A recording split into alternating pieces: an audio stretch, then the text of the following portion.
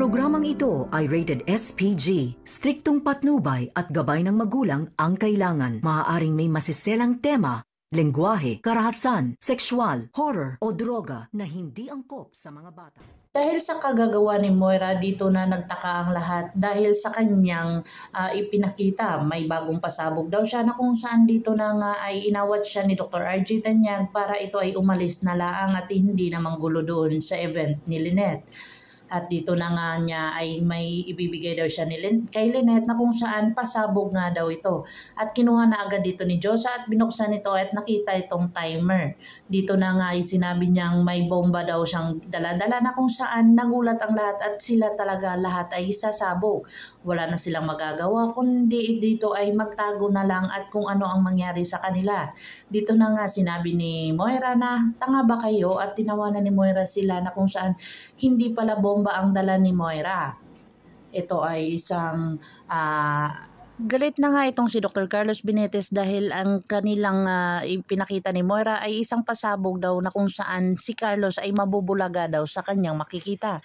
Dito na nga nagtaka ang lahat kung ano iyon at dito na nakita ang paghahalikan ni Lynette at saka ni Dr. RJ Tanyag na wala namang intensyon itong si Lynette na sirain ang kanilang engagement na kung saan ay hindi naman totoo at hindi naman totoong naghalikan sila ni Dr. RJ Tanyag. Dito na nga inamin ni Dr. RJ Tanyag na muntikan niyang halikan si Lynette sa kanyang anak. Dito na sinabi niya na kasalanan niya daw at sinabi dito ni Annalyn sa kanya na kung dahil sa kagagawan niyang iyon ay wala nang tiwala si Dr. Carlos na sama si Lynette sa kanila na kung saan hindi na sila magiging buo. At wala nang tiwala si Dr. Carlos sa kay Annalyn at lalong-lalo na kay Dr. RJ Tanyag. At dito na nga nagkumprontahan ang dalawa at nanghingi ng sorry dito si Lynette sa kay Carlos na kung saan sinabihan siya ditong sinungaling. Dahil may nagpakita siya ng motibo dito kay Dr. RJ Tanyag kaya ito ay muntika na siyang halikan. Sinabi ni Lynette na hindi naman siya nagpapakita ng motibo na kung saan wala naman siyang intensyon na ganun ang mangyari. Sinabi niya dito na ama na lang talaga si Dr. RJ Tanyag sa aking anak na kung saan wala na akong pagtingin sa kanya. Dito na nga lumapit si Dr. RJ Tanyag sa kanila at kung saan nanghingi dito ng pasensya kay Dr. Carlos Benitez pero hindi na ito mapapatawad at nasuntok niya ito at dito na nga niya sinabi na talagang napakasinungaling daw ni Lynette na kung saan hindi niya dito sinabi sa kanya na ganun na pala ang nangyari. Agad-agad namang dito na kinumpronta ni Dr. RJ Tanyag ang mga ginagawa ni Moira kung saan bakit niya ginawa iyon doon sa engagement party ni Lynette.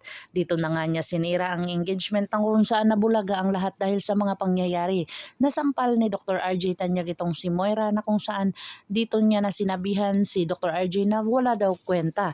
Wala nang kwentang pagiging doktor na kung saan wala ding kwenta ang pagiging asawa na kung saan siya ang talagang bomba ng kanilang pag-aaway at kung saan siya ang dahilan kung bakit nagkagunoon ang lahat. Kaya dito na ni Dr. RJ Tanyag nasampal ang kanyang asawang si Moira na kung saan hindi na talaga siya nakakapigil nito sa mga ginagawa nitong paninira at pananakot sa kanya. Abangan natin ang mga susunod pa na episode na ito, ang Abot Kamay na Pangarap. Kung bago lang po kayo sa aking channel, please like, share, and subscribe para ma-update po kayo sa mga susunod pa. Yun lamang po at maraming salamat.